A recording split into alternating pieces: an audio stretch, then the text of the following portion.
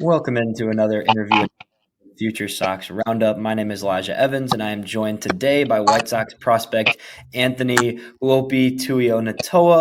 I'm excited to talk to him all about his career, his progression, getting to the White Sox this past year, playing in the Arizona Fall League, what he's doing this offseason, and everything in between. Welcome onto the show. First of all, how are you doing, and did I get your name sort of right? I'm good, and yeah, that was pretty good for just shooting straight from the hip like that. Most people don't really get it like that, so yeah, that was good. Awesome. I'm glad to hear that. We talk about, we talk about White Sox prospects in the podcast. We've mentioned you many times, and I've been slowly getting a little bit better at mentioning your name, I think. So I think I got it mostly down, but White Sox fans tend to stick to AHT, which is also a good abbreviation for you. But how's everything going? I know you're just kind of finishing up your season actually after playing in the Fall League. Pretty good. I mean, I feel good coming into the off season, so that's always a plus. Healthy, starting. Started my weight training again a couple days ago. So I mean, being healthy is the biggest thing ending the season.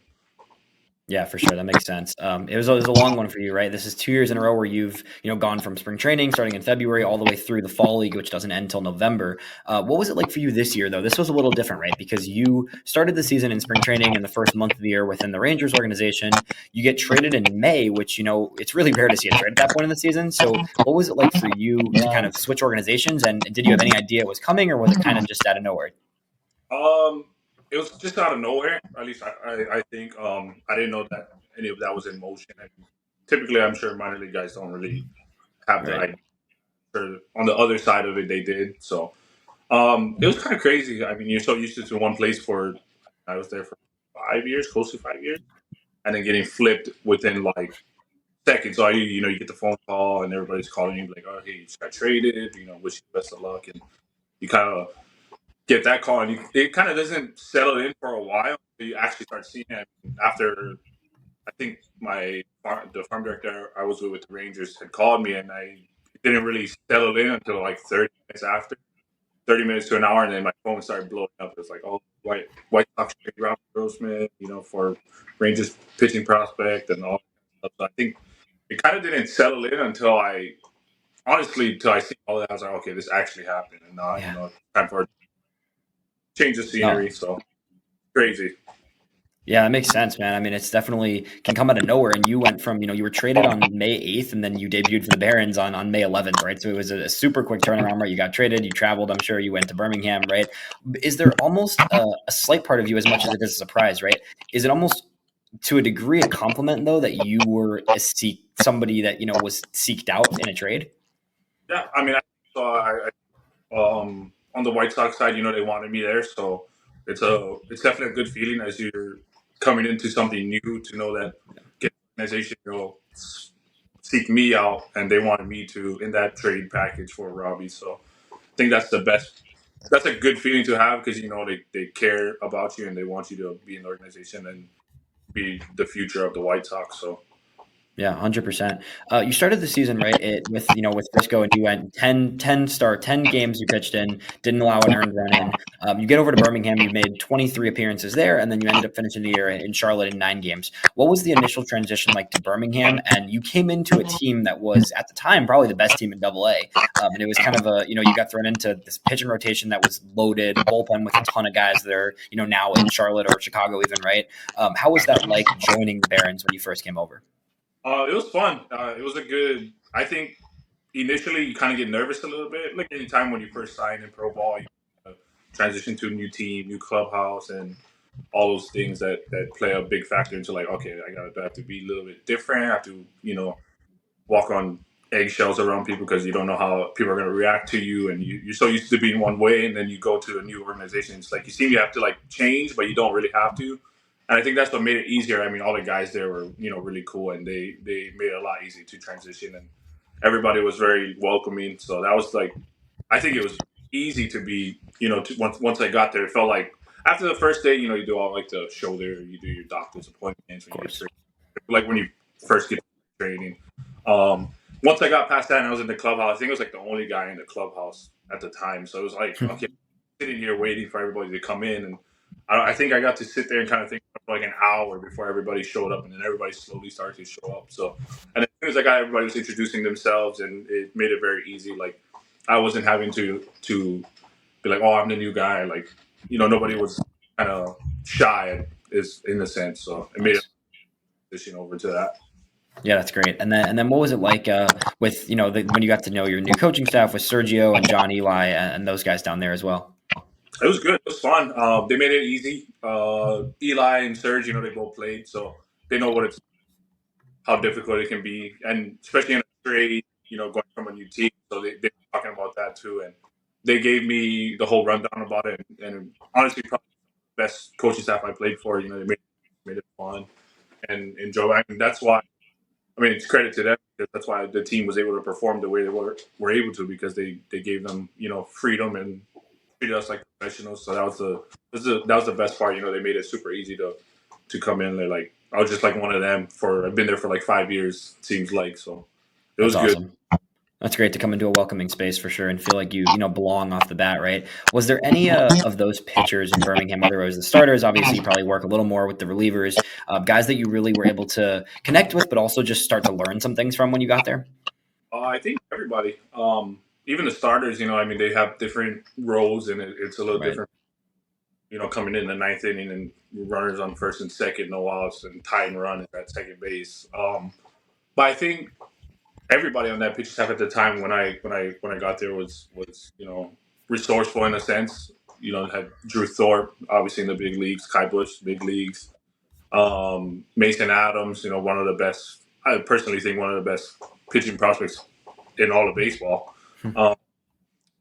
Eric Adler, obviously, Andrew Dahlquist, everybody, Caleb Freeman, the whole Birmingham staff pretty much was, I got to pick the because it was different from everybody that I knew. So, to be able to sit down and talk with them about certain things, it was good. They kind of, made it to where some things they had strengths in and I didn't. Like, it's pretty much everybody. I think the whole staff was good to be around. Obviously every pitcher is different, but there's some things that you can take away from somebody that would be helpful to you. You don't realize it until you start using it. I think all of them, even the lefties too. I mean, I'm a righty, so it's a little different, but yeah, a whole rundown of certain things when I did talk to them and stuff. So it was good. I mean, I think all of them were helpful and resourceful in those ways. Yeah, that's great. So you were in Birmingham for a while, right? You guys were really successful there. You had a great season. You get up at the end of the season and go to Charlotte. What was the biggest kind of transition for you? Because obviously you had a few games where you got roughed up a little bit in Charlotte. It happens, right? You were transitioning to a new level. What were some of the big things that you felt were different at the AAA level from being in AA the whole first half of the season? I don't think anything. I mean, obviously I struggled a little bit. It happens to everybody. I think the biggest thing was trying to manage the fatigue part, like throwing a lot and then getting there. It's like, okay, I'm at a higher level. You face some guys that have big league experience and some of the top prospects in baseball, 40-man guys, all these guys that have experience and Yeah.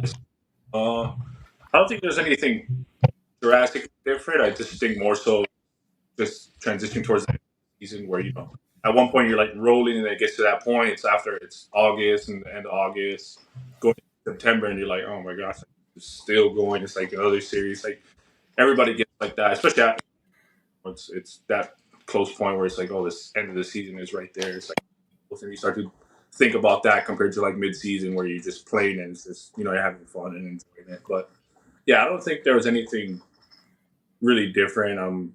Just more so hitters' approaches were a little bit better. I mean, AA, there's obviously studs in AA. AA is one of the best levels to play at for competition-wise. But just approaches from hitters, they look for what they want. And they get it. They don't miss it most of the time. So that was probably the biggest adjustment, was just trying to, adjust to hitters and like, okay, how can I throw something that he's not expecting, and those things. So Yeah, let's dive into the pitching side now, because there's nothing I love more than diving into the pitching, and you kind of just started going there right now. But what are kind of the ways you felt your arsenal and the way you pitch have changed over the past few years in professional ball? I think it was early on. It wasn't as explosive stuff, so you kind of had to work around hitters instead of like just going and attacking. Like some people are more than others, obviously. I think the power side of it, what came into a big was a big factor later, like from last year, from 22 last year and then this year. Early on, I mean, dipped down a little bit, just normal stuff. But I think the input of that helps. Like I can go after guys. Like if I need to, I can beat guys with fastballs if it comes. Um, yeah, I think that was like that's like the biggest difference now is just I have more power than I did a few years back. So now I can kind of sometimes. I mean, obviously, guys, they're good at hitting. Like when they want something, they'll get it and they'll hit it and they won't miss. Yeah, I think that's the biggest thing is just more throwing harder. Everything becomes harder, so it's like it becomes better, sharper. Fastball at the top of the zone always works. That's like the biggest adjustment and the biggest difference now is just more so I can kind of go at guys more than I could before. Yeah, for sure. Can you share with with people that might not know as well, kind of what your breakdown of your pitches is, and has that changed as well? Like how much you're throwing each pitch? Yeah, I have the four seam, slider, and changeup. Right. I started changeup a lot more this year. I was going to ask you about that. Yeah, that was the pitch that I started to throw a lot more, especially to lefties. It's a good pitch to have when you like most of the time sliders that go down and in is like right in bat plane to where guys smoke baseballs. So if you can kind of, and sometimes like sliders sometimes they stay up, you don't get them down enough and back foot. So the changeup helped out a lot. And slider now is probably the put away pitch that I have the most. I mean, heater too at the top of the zone. The four seam fastball still has the same life, even when it's low in velo, it still does the same thing. But yeah, the changeup is one pitch that now is like I don't need to throw it as much, but for the lefties, it definitely helps to have it because I mean nobody on scouting reports probably doesn't even say I throw a changeup more than 5%. Right. How much do you like throwing the changeup in different parts of the zone? Are you typically, and especially against left-handers, right? Are you leaving? Do you prefer leaving it on the outside half against a lefty, right? Or are you comfortable kind of bringing that to the other parts of the zone? And then, do you think it's something you want to start to use more against righties too, or do you kind of trust that fastball slider combo against righties usually? I think for the location wise, I try to stay down with it. Yeah. Kind of down in a way. Sometimes it just runs a lot. Sometimes I don't even know what to do. I mean, either gonna go with depth and go down like middle of the plate down, or sometimes it's the same depth, but it just runs way far arm side. So it's kind of the same. I try to like stay away because most of the time if it's left up, I mean they don't expect it, so sometimes they freeze on it. They're like, oh, you threw me a change to the top of the zone. Like that's crazy. Like I'm not gonna, they wouldn't think that it would be coming at the top of the zone. I try to stay away from there because most of the time that's where they do damage, especially on a soft pitch, and they know it's coming. So, Right. The righties, yeah. I mean, I threw some in the fall league to some righties, and I think if I change sites with that, it'll be good. It definitely could be a steal to steal a strike early on. Yeah. Because most of the time they won't expect it. Right on right change, they won't expect it. So you can throw it. I'm not opposed to throwing it as a put out pitch. You just gotta refine some things with it and kind of make it look more firm, I guess you could say. Yeah. For the most part, yeah, I think that for the righties it'll be fastball slider combination. I mean, we could throw change up to steal strikes if we need to. Yeah, nice. So speaking of the fall, what was it like? You were there last year, right? But what were some of the things this year after, a whole season within the White Sox organization, what were some things you were really kind of honing in on in the fall league that you were able to keep working on there? Trying to get the velo back. Yeah. Was a big thing. And, kind of just performing and just, throwing more strikes. I mean, that was like the biggest things that I needed to like really work on. So I think we hit all of those, and that was a pretty. I think there's a couple games where it was a little rough, but I mean, for the most part, I think I honed in on what I needed to, and I accomplished those things. So it was definitely a good feeling ending the fall league like that, and coming into the off season with, okay, it's still there, like everything's still there. We just gotta be able to maintain it as long as possible. Yeah, 100%. That makes sense. How has it been kind of, getting to know everyone, and then you got some to go with some of these other top prospects in the fall league, just kind of connecting and getting to go through that next, step with all of them? It was good. The few guys, I mean, obviously I knew some of them that were Birmingham. So, I mean, there was a few guys I didn't know, but I got to meet them and got to know them. And it was good. It was fun. They definitely made it it was a great group of guys that we had, and it was really fun, being able to even pick their brains too about certain stuff, the pitchers that I didn't know that were there. Um, but yeah, it was a good experience. I mean, they made it fun. It was really good, and the boys were balling out, so it was really fun. Nice. That's awesome. So what does the offseason look like for you? I know obviously you just, got home about a week ago. You probably are going to report come, January, February, right? So what does the next few months look like for you, and what are you really kind of focused on getting done before you head back to Arizona? Right now, I'm trying to get as strong as possible and move as fast as possible, so the velo comes back, you know, early in spring training, and then maintain it within that. So that's my biggest thing, is try to get as strong as I can and move the weight as fast as I can. So everything, inputs to pitch. So that's my biggest focus right now. I think the pitching side of it, I think that most of the stuff is there, to harp on certain little things, little cues, and when I'm throwing.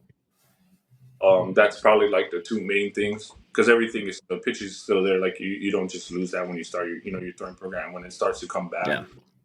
like maybe make the slider a little bit more firm, sharper, get the change up down to where it's more consistent, and have that same arc as I would like all my other pitches. So that's the biggest thing right now, is just getting strong and kind of just making all the pitches sharper. Yeah, that makes sense. So you're heading into the offseason, right? Obviously, you've been at the AAA level right now, the highest level of minor leagues. You're not currently on the White Sox 40-man. What is this kind of next step for you to try and make the team look like and become a big leaguer? Because you're right you're knocking on the door, right? So what are some of the things that you feel like, you mentioned getting stronger, you've kind of got at that, but what is that kind of thing you need to do to get yourself on the major league roster sometime next season, right? I think it's just focus on the things I need to focus on. Be where my feet are at. Sometimes it's timing, and you never know what could happen. Anything, if you do the things you need to do, and put the work in, anything's possible. So I think that's my biggest thing, is just focus on what I gotta achieve, and focus on the things that needs to be worked on a little bit. And kind of just have the mindset of like I can do this if I just work hard enough and make sure that everything is as sharp as possible. Even the mindset of it too. Like I try not to like get ahead of myself too much. I mean, it happens. Everybody does it. I mean, it happened to me a few times this year. But just try to be focused on what I need to do in the moment, and give them everything that I have at the time, so they can. There's no doubt about it. So that's one of the biggest. Yeah, that's awesome. Off the field a little bit, I love asking people about, who they are also, because baseball is obviously a huge part of your life, but it's not everything, of course. What are some of the things you like doing to kind of get yourself away from the game or to have fun outside of when you're training and working hard? I think living in Hawaii kind of helps. You got the beaches. Yeah. I mean, that's the best part. You be able to anything's a getaway. Once you're not training and stuff like that. Yeah, mostly just go to the beach, spend time with my family. Um, Nothing too crazy. Live a laid back lifestyle here, so everything that you do, just going out and just enjoying being outside and not being like, oh, I gotta worry about base practice, this and that. Once I pretty good at separating the two. Once it's off the field, it's off the field. Like I'm not the baseball player anymore, so that's the biggest thing. I mean, I fall into the trap sometimes where it's like constantly baseball, constantly baseball. I mean, it's a big part of me. Obviously, it's my job, and it's something that I want to do and have a career in. So, but I think I'm pretty good at once it's done, it's done. Like I can separate myself. Like if I'm working out, that's like baseball me. As soon as I step foot out of that gym and get in the car and leave, it's finished. Yeah, that's good. I mean, it's all work-life balance is important, right? That's your job. I think everybody deals with that, of course, but especially when you're putting hundreds of hours into a sport, right? You got to make sure you're balancing out your life as well. Anything that you kind of, we'll finish here. Is there anything that you have set for yourself in terms of, next season, just beyond things you want to strive to do? I know you seem like you're very good at keeping yourself grounded and staying on track and not getting too ahead of yourself. But is there any goals you have for yourself going forward, just next year and the future of your career? Yeah, I think. I mean, the obvious goal. I mean, everybody's in big leagues next year. And I think that's one of my biggest things right now is set myself up right now and get ready for spring training, and in spring training take any challenges or whatever I have to, and just walk over them and be in the big leagues. It's break spring training with a big league roster. Yeah.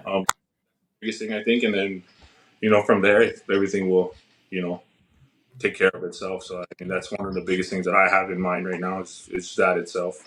Yeah, awesome, man. Well, I really appreciate you taking the time. Everybody, appreciates getting to know players and prospects for where you're at, and we're looking forward to watching you continue to develop and hopefully be with the White Sox next year.